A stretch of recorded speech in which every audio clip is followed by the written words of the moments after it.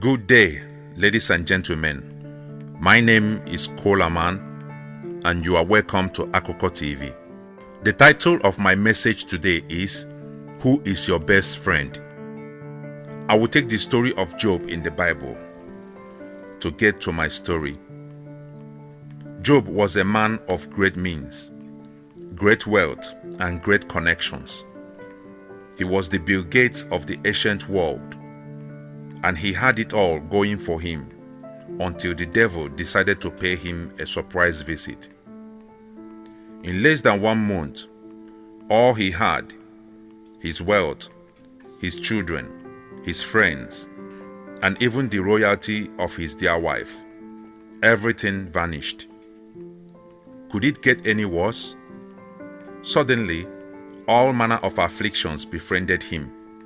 His body was covered in horrible scabs and oozing pus, and he had to wear sackcloth and sit on ashes to curse the day his mother gave birth to him.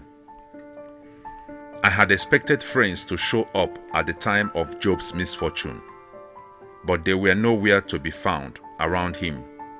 Only 3 of his friends showed their faces: Eliphaz, Bildad, and Zophar.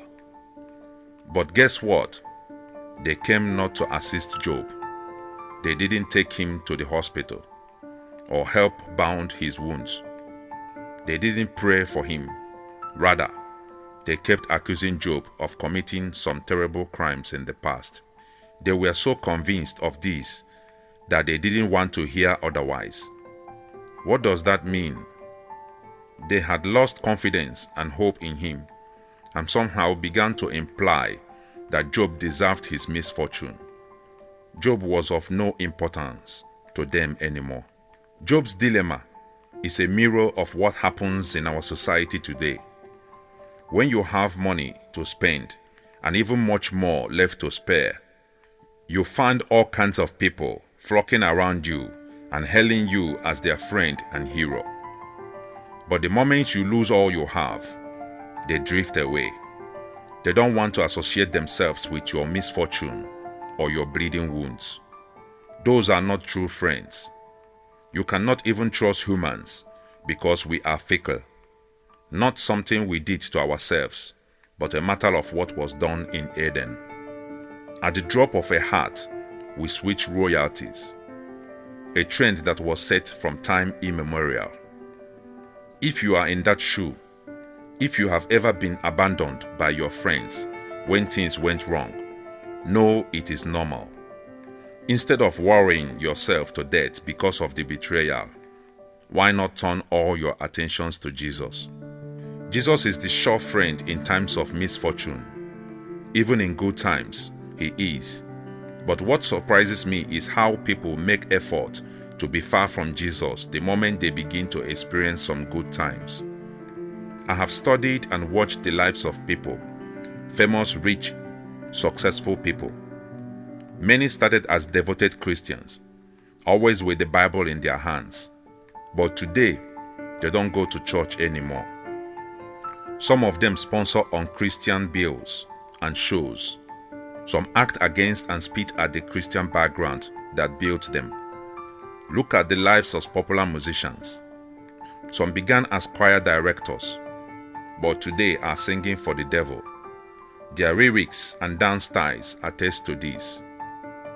Same for politicians, academians, footballers, writers, and even preachers. They all started by kneeling to receive prayers from a man of God, or spending their time before the Blessed Sacrament. I wonder how many of them still believe in prayers.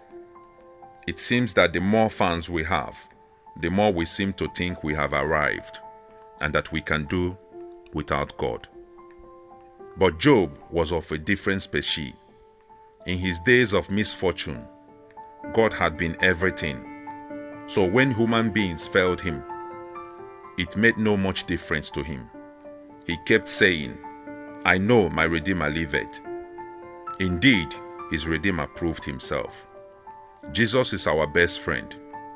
No matter who is hovering over you and perching on your shoulders, that person can't be like Jesus. Why not build a more solid relationship with Him? Why not focus on Him more than on other human beings?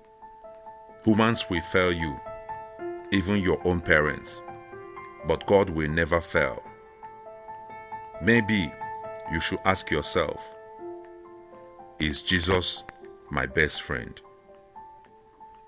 Thanks for listening. If you like our channel, please subscribe and share. Also click the bell button to know when we upload a new video. Remain blessed.